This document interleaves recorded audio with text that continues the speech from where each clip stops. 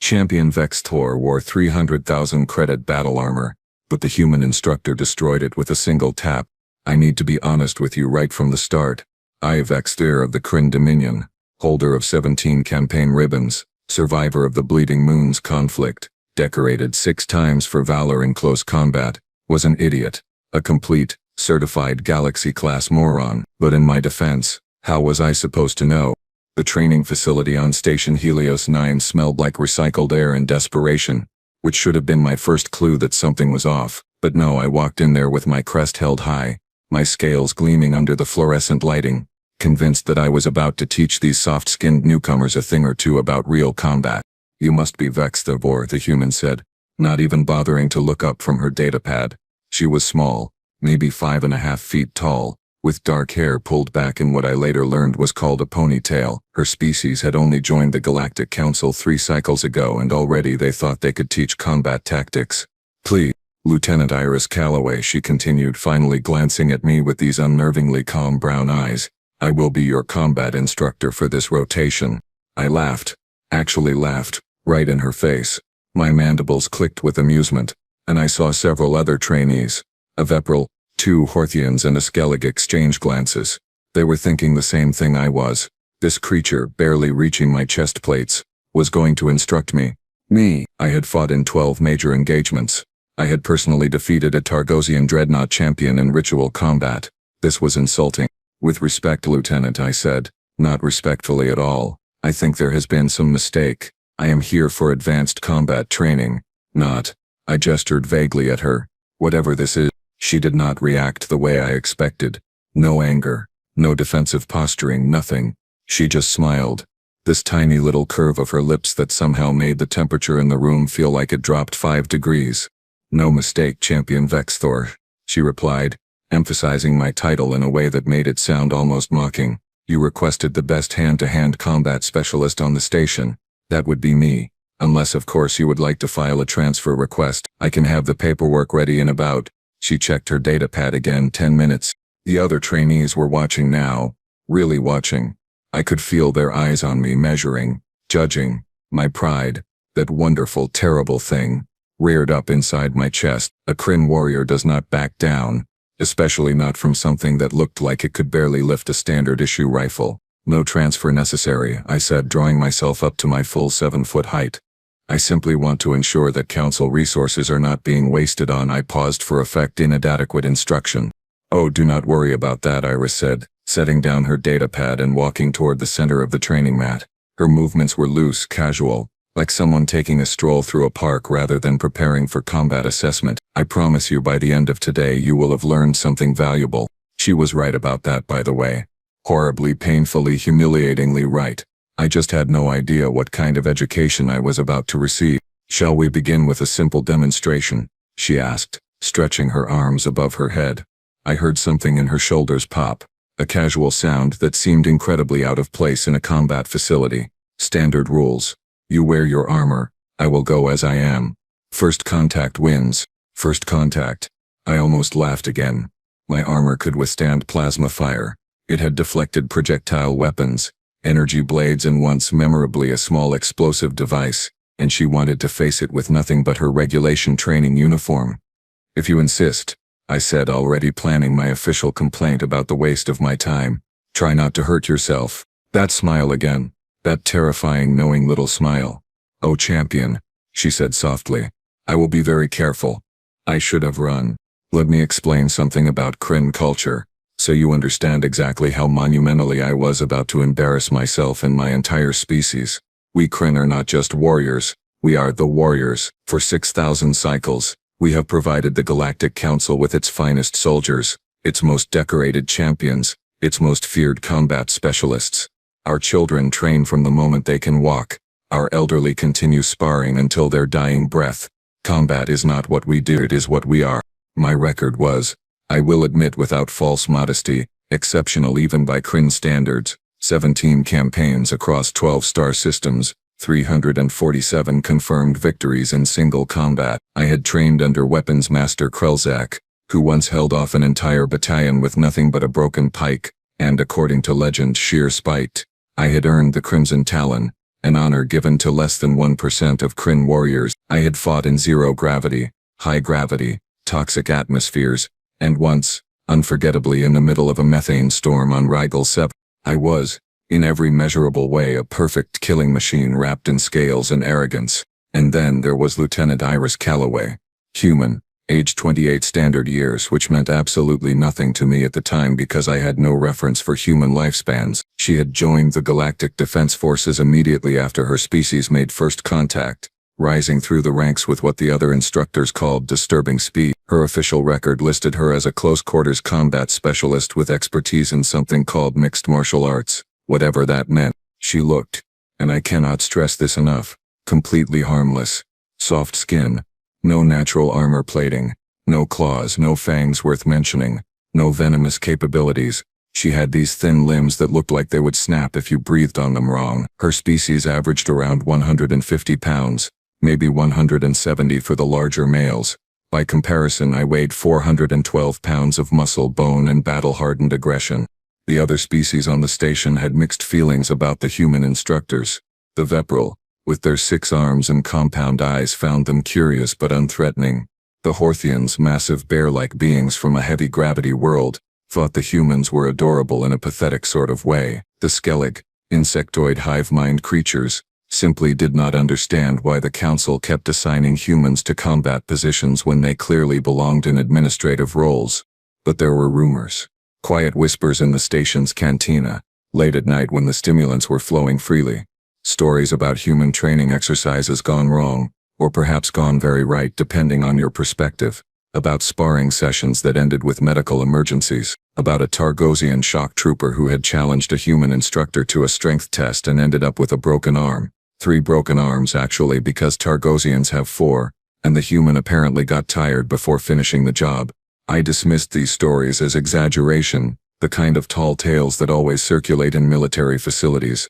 Surely the Council would not put such fragile creatures in instructor positions unless it was some kind of diversity initiative, some political gesture to make the newcomers feel included. Looking back, the signs were all there. I just refused to see them. Pride, as they say across a dozen different cultures, comes before the fall. I was about to fall very, very hard. The preparation area smelled like ozone and metal polish, familiar scents that usually calmed my pre-combat nerves. Not that I was nervous, mind you. How could I be nervous about facing something that looked like it might blow away in a stiff breeze? But still, protocol was protocol, and I began the ritual of donning my armor with the practiced efficiency of someone who had done this thousands of times. My battle armor was a masterpiece of Kryn engineering, 3rd-generation combat plating with redundant shield matrices built into every major piece. The chest plate alone could withstand direct hits from plasma rifles at close range. The gauntlets were reinforced with titanium carbide alloys rated for punching through starship hulls if necessary. The helmet featured a heads-up display, threat assessment algorithms, and enough sensor equipment to track a mosquito in a hurricane, assuming I knew what a mosquito was back then. "That is quite the setup," Iris commented, leaning against the wall with her arms crossed. She had not changed, had not geared up, had not even bothered to put on the standard-issue protective padding we used for low-risk training exercises. She was wearing the same simple gray uniform she had walked in with, soft fabric that would stop absolutely nothing. "Military grade, top of the line," I confirmed, snapping the chest plate into place. The armor hummed as it powered up, running its diagnostic checks. All systems green, rated for artillery impacts up to 40 kilotons, energy dispersion fields, kinetic dampeners, full environmental sealing. "This armor has kept me alive through situations that would liquefy most species." "Impressive," she said, and I could not tell if she was being sincere or sarcastic. With humans I would learn. It was often both simultaneously. "Must be expensive." 300,000 credits, standard galactic currency, I said, allowing myself a moment of pride. "Custom fitted to my physiology. The waiting list for Kryn Master armors is 7 cycles long." "Wow," Iris replied, pushing off from the wall and walking onto the training mat. "Be a shame if something happened to it." The way she said it, so casual, so light, so completely unconcerned, should have been my second warning. But I was too busy enjoying the audience that had gathered. Word had spread quickly through the station that someone was about to challenge the human instructor, and apparently this was considered entertainment. The Vepril technician, Kilnara, had brought scanning equipment. her multiple eyes gleaming with scientific curiosity. The two Horthians, brothers named Grum and Thok, were taking bets with a group of off-duty security personnel. Even a couple of Skellig had skittered in, their antennae twitching with interest. The training facility, usually half empty during evening rotations, was now packed with spectators. 50 credits says the human does not land a single hit, Grum rumbled, his massive paw gesturing toward Iris. 100 says the Kren ends this in under 30 seconds, the Vepral pilot countered. I will take that bet, Thok said, his translator rendering his growl into standard. The human has that look. What look? Grum asked. The look that says she knows something we do not. I activated my armor's external speakers, my voice amplified and distorted into something appropriately intimidating. Are we doing this, Lieutenant, or are you going to stand there all day? Iris rolled her shoulders again, then her neck, those unsettling popping sounds continuing. She was smiling, actually smiling, like this was the most fun she had had all week.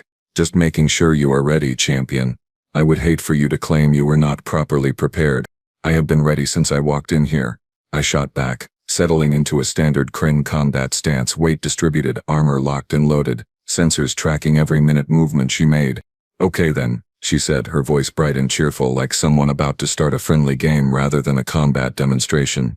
Standard rules. First contact wins. You can come at me whenever you like, or I can come to you. Your choice. The arrogance of it. The sheer, breathtaking arrogance.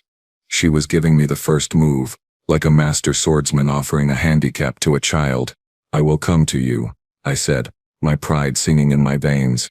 And Lieutenant, you might want to reconsider the no armor situation. I would hate to send you to the medical bay on our first day. That smile widened just a fraction. How considerate. Do not worry about me, champion. I heal fast. I should have asked what she meant by that. I should have wondered why healing speed was relevant to a first contact exercise. I should have done a lot of things. Instead, I charged. I have replayed that moment in my mind approximately 8,000 times since it happened, and I still cannot fully process what my eyes recorded. My armor's internal sensors captured everything at 60 frames per second. High definition, multiple angles, full biometric data streaming in real time. I have the footage. I have watched it frame by frame. It does not help. I charged at her with what I considered appropriate force for a training exercise, roughly 60% of my full combat speed, fast enough to seem impressive, slow enough to avoid actually hurting the fragile human. My armor's kinetic sensors registered my approach, calculated impact vectors, prepared the dampening fields for whatever pathetic counterstrike she might attempt. Iris did not move like a fighter preparing for impact. She moved like someone casually stepping aside to avoid a puddle on the sidewalk. Minimal effort, maximum efficiency, no wasted energy whatsoever. Her right hand came up, not in a punch, not in a strike, just rose into the air with her palm open, fingers relaxed. My sensors tagged the movement as non-threatening, insufficient velocity for damage, insufficient mass for impact, threat level assessed at 0.03%, which my armor classified as negligible, possibly accidental contact. I was 3 feet away when her palm met my chest plate, not slammed into it, not crashed against it, just touched it.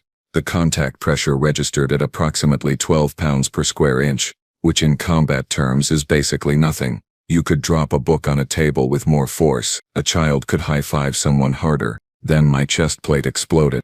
Not metaphorically, not figuratively, literally exploded. 300,000 credits worth of military-grade Kren battle armor, rated for artillery strikes, detonated outward in a shower of sparking fragments and twisted metal. The kinetic dampeners overloaded instantly, their safety systems screaming warnings that nobody could hear over the sound of shattering composite materials. My internal sensors went haywire, flashing error messages I had never seen before, some of them displaying in colors that I did not think the Kren language even had words for. The shock wave traveled through the armor plating like a crack racing across ice. My shoulder guards buckled, seams splitting with sounds like gunshots. My gauntlets sparked and died. Their power cores somehow burned out despite having redundant safety systems specifically designed to prevent that. The helmet's heads-up display flickered, died, came back showing static, then died again permanently. I staggered backward, or rather my body staggered backward while my brain tried desperately to understand what had just happened. Pieces of armor clattered to the mat around me, expensive debris from what seconds ago had been cutting-edge military technology. Smoke rose from the chest cavity, Actual smoke, and somewhere deep in the ruined plating, something was making a high-pitched whining sound like a dying animal. The training facility had gone completely silent. Not quiet. Silent. The kind of silence that happens when an entire room full of different species simultaneously forgets how to breathe. Iris lowered her hand, examining her palm with mild interest, like she was checking to see if she had gotten dirt on it. "Oh," she said, her voice cutting through the silence like a scalpel. "Sorry about that. Sometimes I forget to pull my punches. Well, my taps. I guess. Her taps. Her taps." She had just obliterated military-grade armor with what she considered a tap. "That is," Kilnara whispered, her translator barely functioning through what I assumed was shock. "That is not possible. The energy transfer alone should have shattered every bone in her arm. The kinetic feedback should have liquefied her shoulder joint. The physics. The math. None of this makes sense." Grum had stopped mid-gesture, his paw frozen in the air, his mouth hanging open in a way that would have been comical under different circumstances. Felk was making a sound I had never heard a Horthian make before, somewhere between a whimper and religious awe. I looked down at my chest. I could see my scales through the hole in the armor, could see my uniform underneath completely intact. She had destroyed the armor without touching me. The precision required for that was the control necessary to. I could not even finish the thoughts. Iris tilted her head, studying me with those calm brown eyes. "So," she said pleasantly, "do you want to continue, or should we call it here? I will understand if you need a moment to process." Process. My brain was not processing. My brain had stopped processing the moment 300,000 credits exploded off my torso.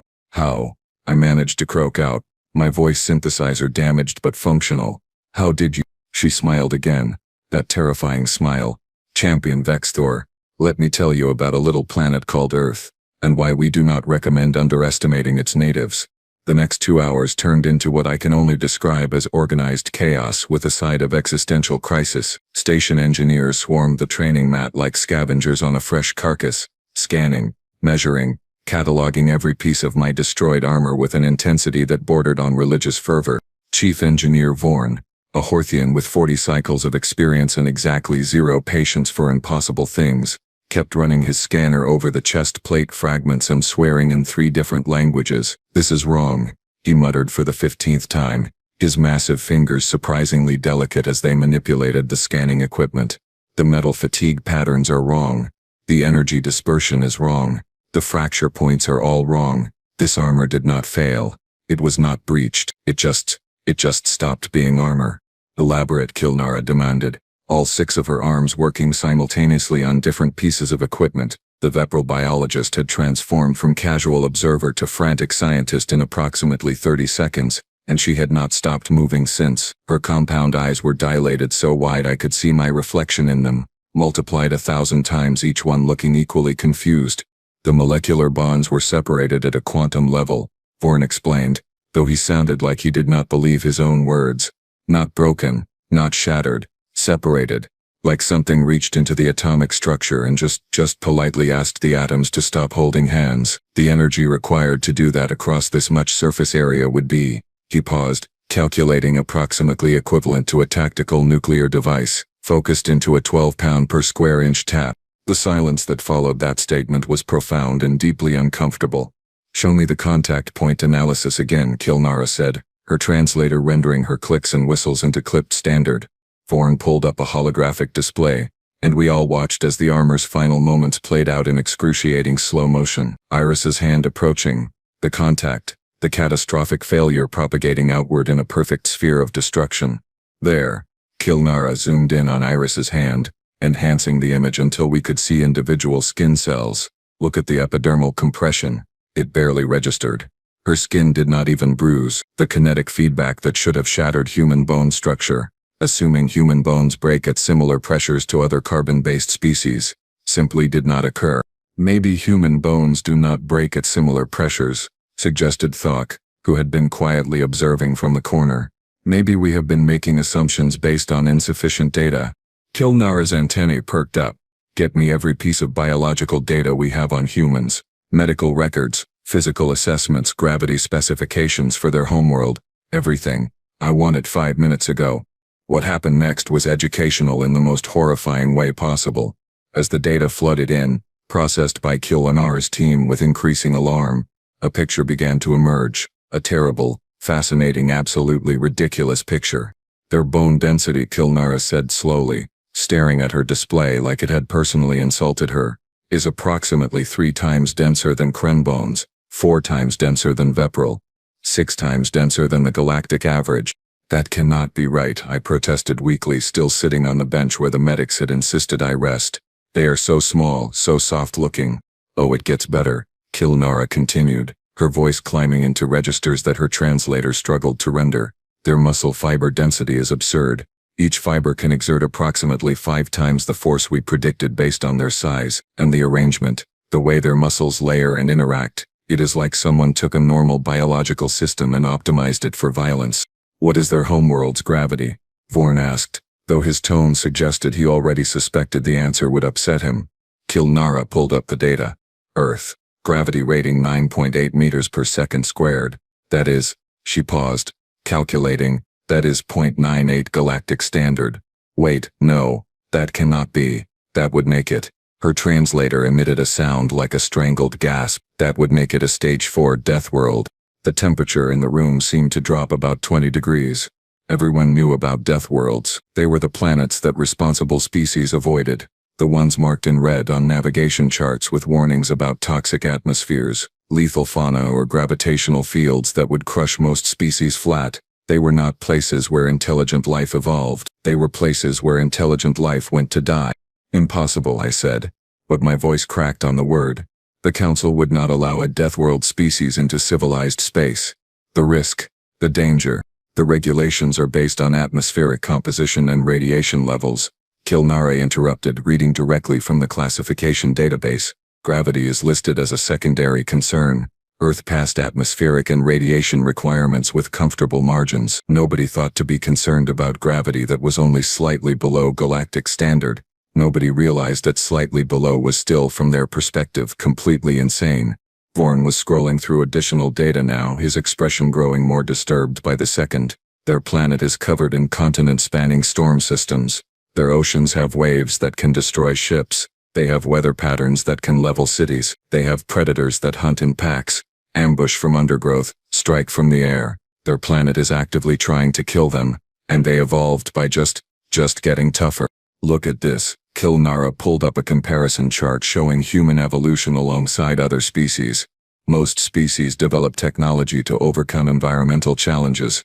Humans did that too, but they also physically adapted. They have redundant organ systems. Their immune systems fight off infections that would kill most of us. They can survive temperature ranges that span over 100 degrees. They have a stress response that temporarily increases their strength and pain tolerance. Why would you need that unless your environment was constantly trying to murder you? They heal faster than almost any species on record, a medical technician added, reviewing the reports. Broken bones mend in weeks. Lacerations seal in days. They can lose up to 30% of their blood volume and survive. They have been documented surviving falls from heights that would paste a Kren into the ground. I sat there, listening to the scientific community systematically dismantle my entire understanding of the universe, and felt something fundamental shift in my worldview. So when Iris tapped my armor, I said quietly, she was operating under what she considered gentle contact by human standards, which by our standards was approximately equivalent to being hit by it. I trailed off, unable to finish. By a siege weapon, Vorn finished for me. Yes. I'm champion. According to the combat logs, she pulled that punch. Sorry, Tap. The muscle tension readouts suggest she was operating at less than 10% capacity. Less than 10%. The words echoed in my head like a death knell. I had been destroyed, humiliated, my armor obliterated by less than 10% of what a human considered casual effort. Where is Lieutenant Calloway now? I asked, though I was not sure I wanted to know the answer. Back in the training facility, Kilnara said, checking her comm unit. According to her schedule, she has 3 more training sessions today. Would you like me to cancel your remaining appointments with her? I should have said yes. Every logical self-preserving instinct I possessed was screaming at me to say yes, to file transfer paperwork, to request reassignment to literally anywhere else in the galaxy. But I was still Kryn, still a warrior, still proud, even if that pride had just taken a beating that would have killed a lesser species. No, I heard myself say. Schedule the rematch. Every single person in that room turned to stare at me like I had just announced my intention to jump into a star. Without the armor this time, I continued, committing fully to what was clearly insanity. If I am going to learn from the best, I need to understand what I am actually facing. Kilnara's translator made a sound I am fairly certain was the Vepril equivalent of laughing at a funeral. Champion Vexthor, with all respect to your courage, are you absolutely sure about that? No, I was not sure. I was not sure about anything anymore. But I was going to do it anyway. Because apparently, I had not learned my lesson yet. Word spread through Station Helios 9 faster than a reactor breach alert. By the time I walked back into the training facility roughly 90 minutes after my armor had been converted into expensive scrap metal, the observation gallery was packed. Not just packed.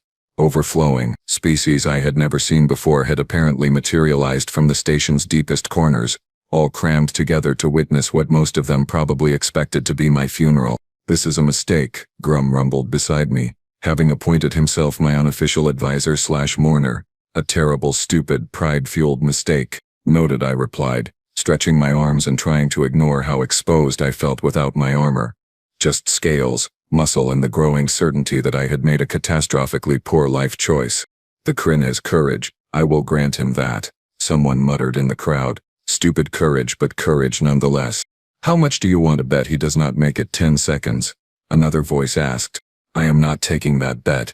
I like keeping my credits. The betting pools, I noticed, had shifted dramatically.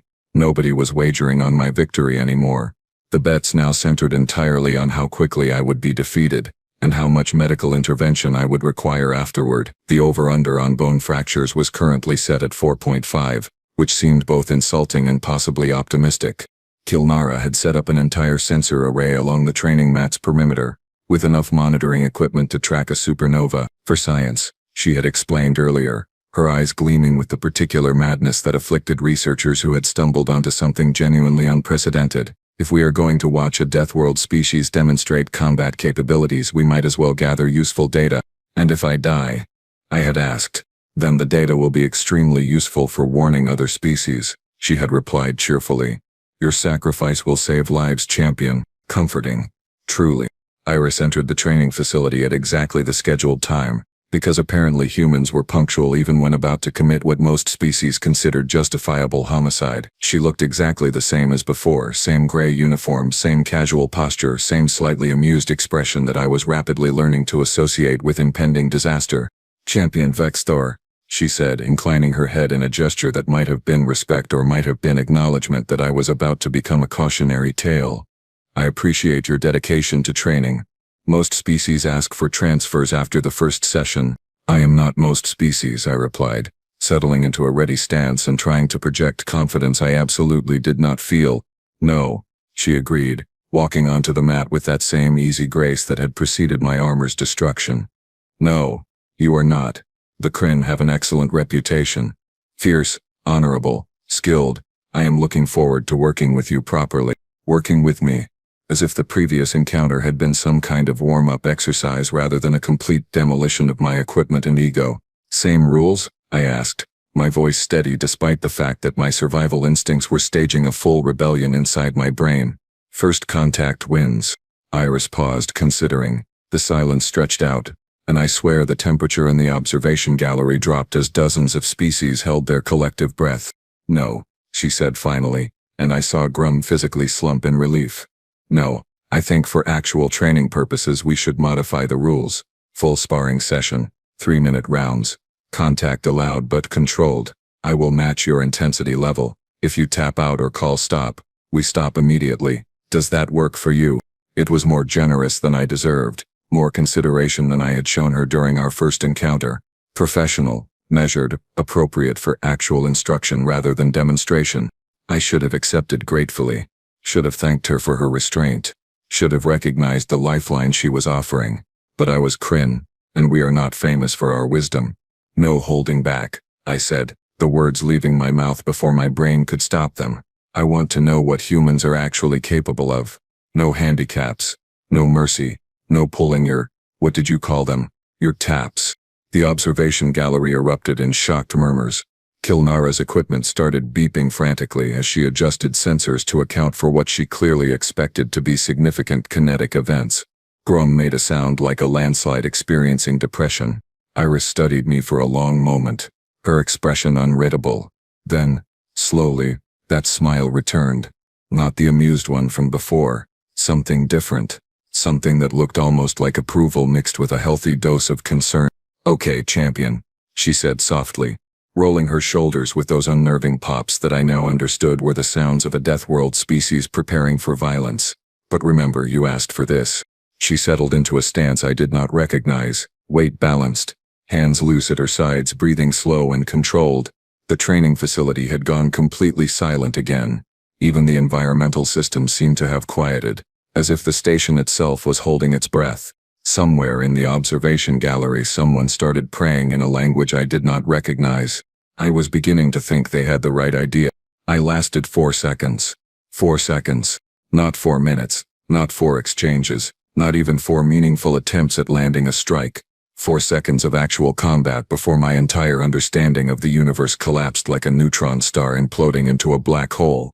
I opened with a standard Kryn sweep strike combination, a move I had executed successfully thousands of times, a technique that had earned me 3 of my campaign ribbons. My claws extended, my muscles coiled, my centuries of evolutionary predator instinct kicked into high gear. Iris was not there, not dodging, not blocking, just not occupying the space my strike passed through. She had moved before I had even finished the wind-up, her reflexes operating at speeds that made my combat-trained nervous system look like it was processing information through mud. I pivoted, adapting, going for a low sweep that should have taken out her legs. She stepped over it without looking down, like she had eyes in the back of her head, like she could see in slow motion, like physics had decided to grant her special exemptions from normal causality. Then she moved forward, and I learned what real speed looked like. Her hand touched my shoulder, not a strike, just contact, and my entire arm went numb. Not pain, just instant nothing, like someone had unplugged my nervous system. Before I could process that, her other hand tapped my chest, same gentle pressure as before, and I felt my lungs forget how to work, not crushed, not damaged, just suddenly very confused about their primary function. I staggered backward, and that was apparently the opening she had been waiting for. She closed the distance faster than my eyes could track, moving in ways that violated every principle of momentum inertia I had ever learned. Her movements were not just fast, they were efficient, every muscle firing in perfect synchronization.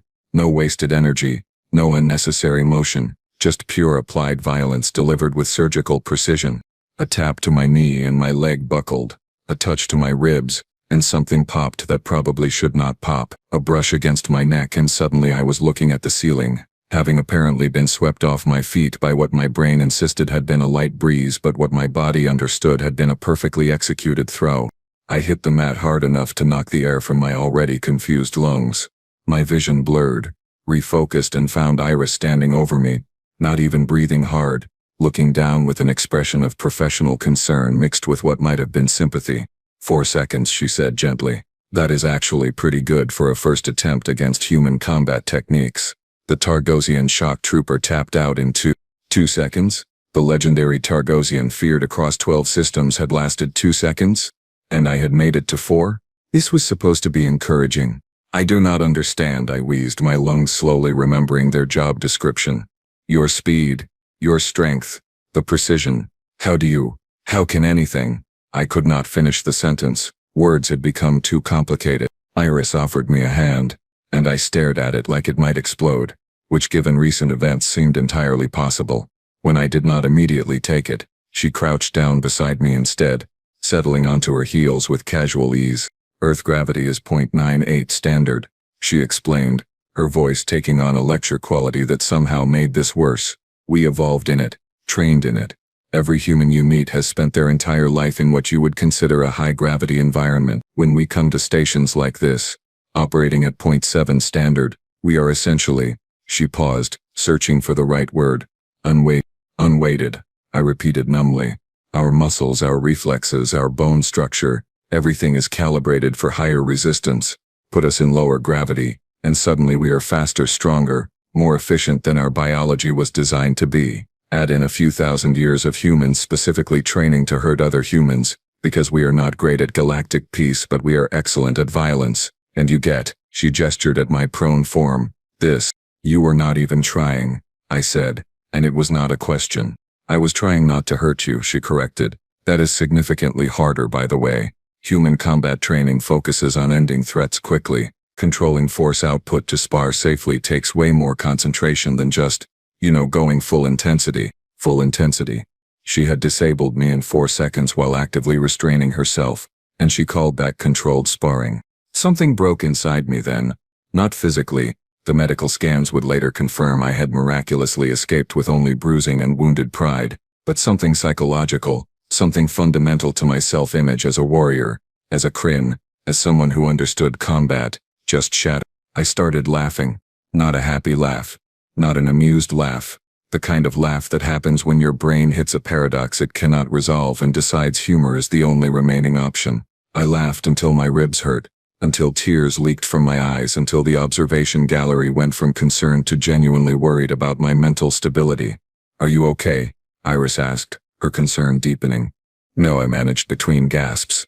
No, I am absolutely not okay. I just realized that humans, soft, fragile, adorable humans who have been in the Galactic Council for 3 cycles, are the most dangerous species in known space, and we invited you in because you seemed harmless. More laughter edging into hysteria. We looked at you and thought, oh, how cute, let us give them combat instructor positions. What is the worst that could happen?